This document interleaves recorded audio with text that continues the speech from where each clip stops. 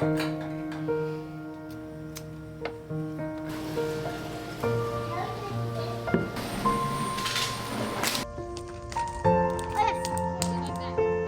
a brand new baby that needs to be held pretty much around the clock, a house build that is very much underway, a homeschool schedule because we are fully in the midst of that this time of year, and all of the other responsibilities of the home, just keeping it tidy, keeping laundry going, keeping healthy meals on the table.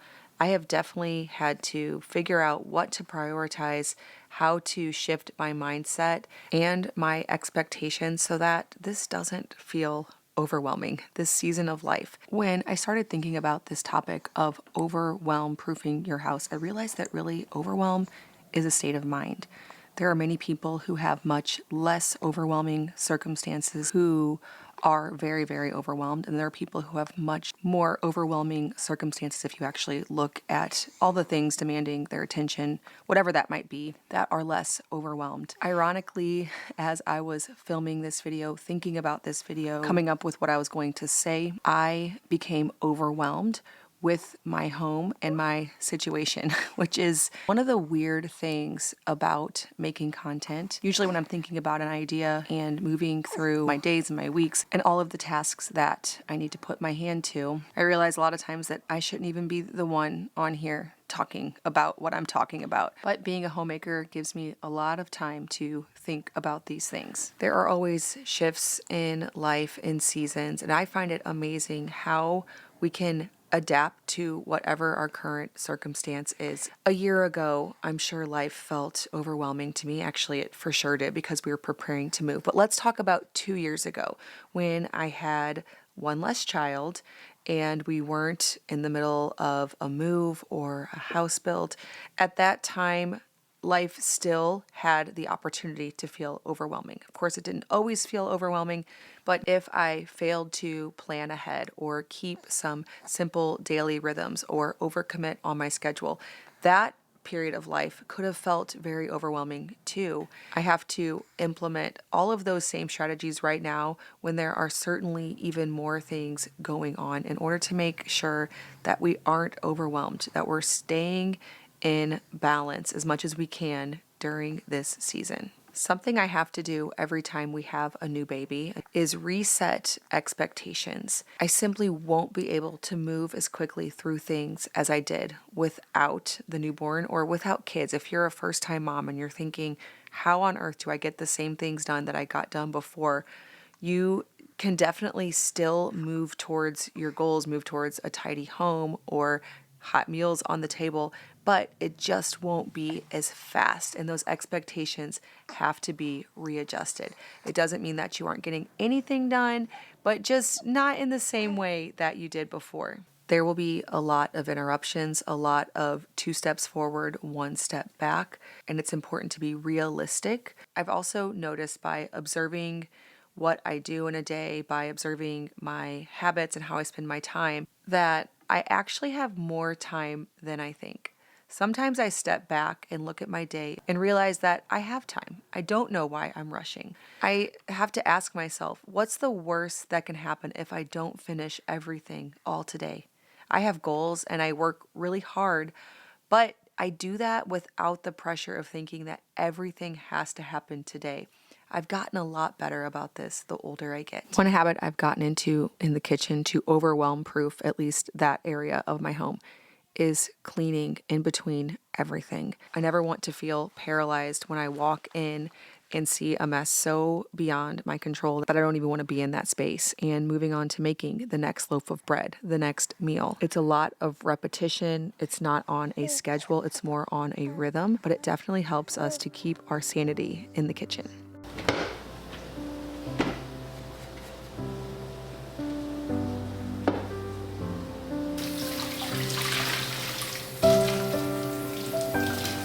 Are you secretly cleaning with microplastics? The holidays are all about creating a cozy, safe home environment, but if you're using dishwasher pods, hidden microplastics could be sneaking into the place you love the most. That's why I've made the switch to Blue Land. Especially during the holidays when we're spending more time cooking, hosting, and cozying up indoors, their products meet the highest standard of clean. They're effective yet gentle on my family and the planet. The tablet formulas are 100% microplastic free, so I never have to choose between what gets my home, my dishes sparkling clean, and what's safe for the people I love. My younger sister actually told me about the Blue Land dishwasher tablets. She swears by them. You don't have to rinse. It gets dishes sparkling clean, and the best part is they're 100% plastic-free, concentrated, pre-dosed tablets that come in compostable packaging, so no plastic anywhere. They're free from parabens, phosphates, ammonias, chlorine, bleach, and phthalates. Plus, it powers away at any 48-hour baked-on stains and gets your dishes super clean. If you have someone on your list who also needs some clean ingredients in their home and you don't know what to get for them, I highly recommend the Blue Land Holiday Hand Soap Kit. It contains 10 holiday scent tablets, a year's worth of hand soap, and it's the perfect gift for your loved ones or yourself to reduce waste this holiday season. All you have to do is click my link in the description box below to get 15% off your first kit. Blue Land is sharing this special offer just for my viewers. Blue Land tablets are certified by EPA Safer Choice, USDA Bio-Preferred, and Cradle to Cradle, made with safe, clean ingredients that don't sacrifice performance. Again, thank you so much, Blue Land, for sponsoring today's video. Another thing that I try to do to overwhelm-proof my life and my home is put the problem in perspective. One example that I have of this is getting home from a Sunday. On Sundays, we typically go out to Luke's parents' house, and then we go out to my parents' place, and there's a lot that comes with having a large family. The van looks terrible at the end of the day. There's muddy shoes everywhere, glass jars with a coffee ring around the bottom, sandy socks, wet clothes, water bottles. If it's winter, there's coats and coveralls and hats and mittens. If it's summer, there are swimsuits and life jackets. Random little things the kids collected like rubber bands and rocks. The kids are dirty. They need to be put to bed. It's usually late and dark. And this used to be something that would send me in a tailspin. I would just think about and stress about all the things that we needed to do. So on the drive home, I would think, okay, first I'm going to pick up those water bottles. Then I'm going to get the muddy boots and put them on the front porch, and just think through all the things like it was some impossible task that actually wasn't going to get done. And after many, many times like this, I realized that it doesn't take near as long as I think to bring things back in order. Typically within 30 minutes, the van's emptied out. It's absolutely not perfect, so we can talk about perfection here in a little bit, but things are put away and kids are in their jammies and in bed. At least the little kids are. It doesn't really take that long. And so it's important to put your problems in perspective. Another example, the other night we came home from the farm at around 7 o'clock.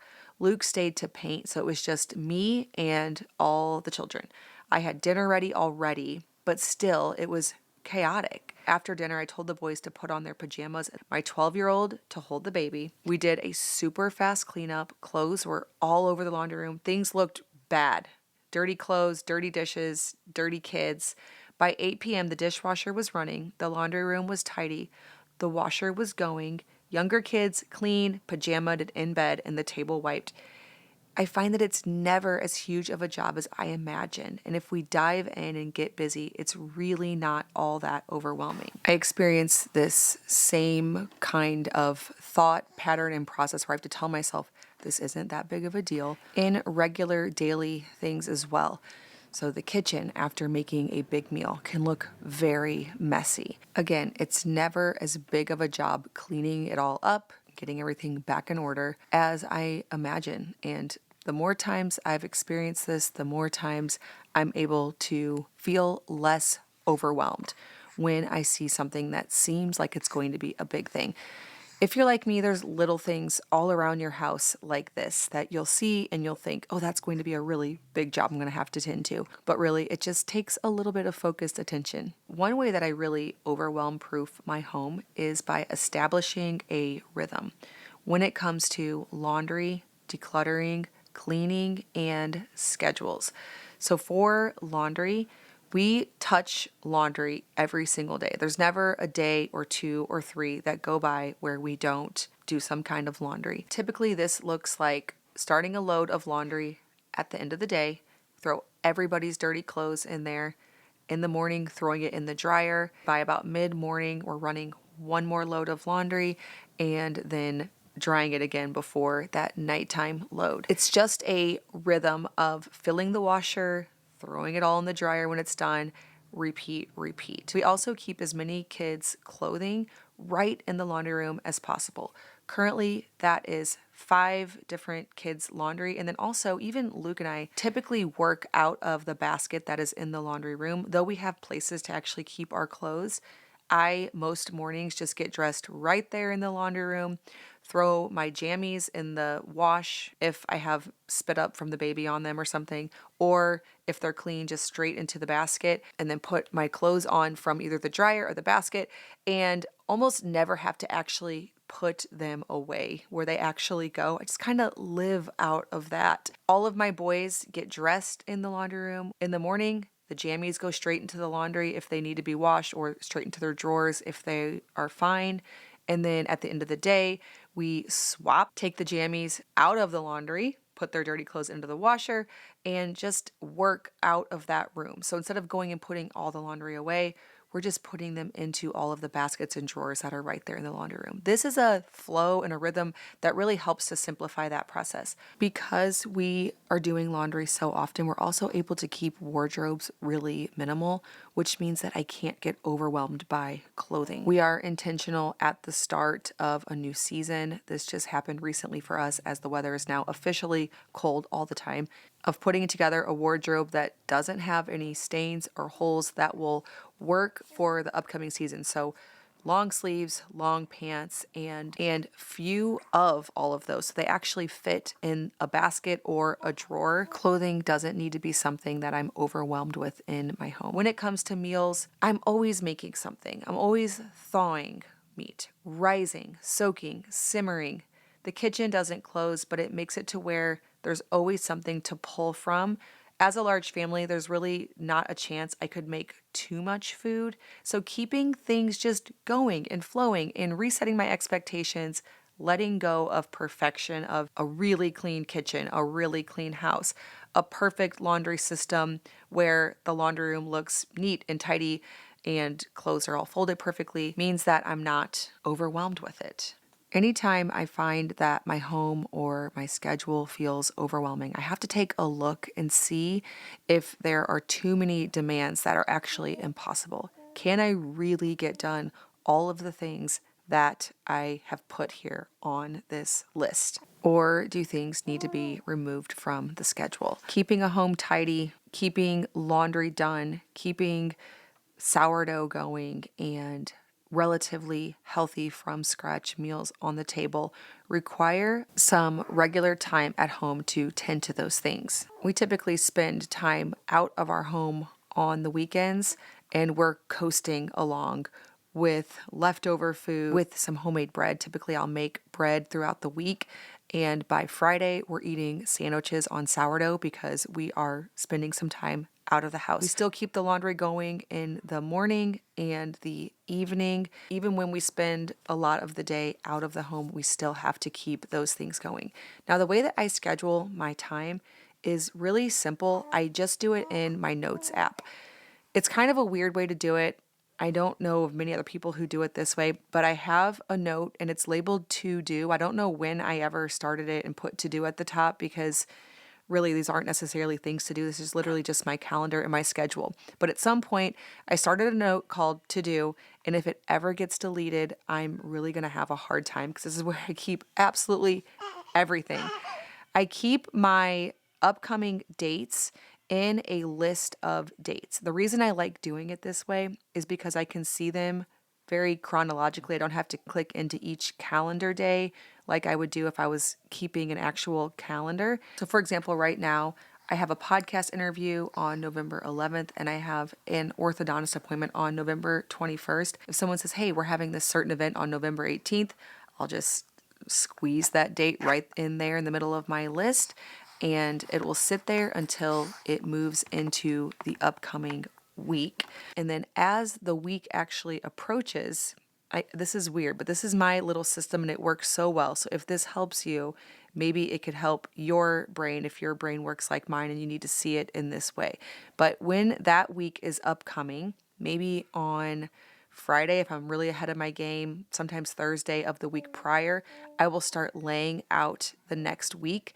I'll write Monday dash, Tuesday dash, Wednesday dash, and take the dates that I had listed from that week and place them into the slots where they belong. So I'll just select, cut, paste into the day of the week. And then I will look over at my Trello board. So I use Trello for my business and I put what blog posts are going to come out, what YouTube videos are going to come out. And usually I'm always working 2 or 3 weeks in advance. So I will look at the Trello list that goes with the upcoming week that I'm going to be working towards. And then into my little Monday, Tuesday, Wednesday, Thursday, Friday, I will place in that what I need to do to get that done. So let's say I'm looking 3 weeks ahead at my little Trello list and it says I'm going to be shooting a video called Our Winter Breakfast Ideas. On my little Monday list, it might already have, play date in the park with so-and-so because I had this certain date that I had to move to Monday when I saw it in the upcoming week. I might write under that, make brioche donuts for the breakfast video. And then Tuesday, it might say, interview so-and-so for the podcast and make einkorn pancakes. I will basically piece together the week with a little bit each day being realistic about my current state of life, like how much can I actually fit into each day. I might have under Saturday, we are going to a fall party. I actually do have that under this Saturday. So under Thursday, it says add to grocery order what I need to make the dish for that party. And then under Friday, it says make the dish for that party. Now, if I have a day where I know I'm going to town, like we're taking our kids to Awana's on Thursday night, that happens every Thursday night, that's a constant. If there's something I need to get in town, like drop off something at UPS, I will write it under my Thursday list so I don't forget to do that while I'm going through town. Usually on Saturdays, we end up in a place that has a thrift shop that we like to bring things to nearby. And so I'll literally write on my Saturday list, load van with the thrift shop stuff so that you can bring it there. So I basically look at my whole week. I have my chronological dates that I have to fit into those days. And then I have my business tasks that I take from Trello. And then whatever errands or birthday parties, baby showers, potlucks, whatever is in my list of dates for that week. And I'm piecing them together on each day so that I make sure that I'm not blindsided with a dish that we have to bring on Saturday. It's been prepared for throughout the week. Just taking a little time at the beginning of the week to map out the important things that need to get done.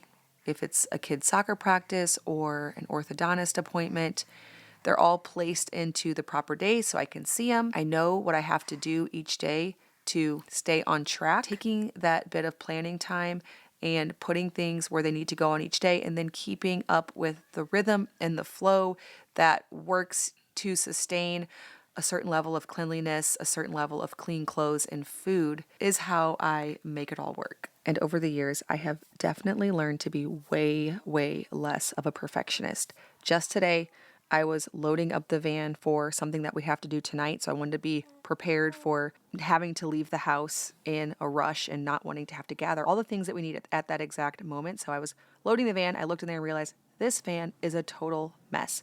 I do not have time to deal with that today, and that's going to be okay. One scripture that goes through my brain all the time is Matthew 6:34, where it says, not to worry about tomorrow, because tomorrow will worry about its own things, and sufficient for the day is its own trouble.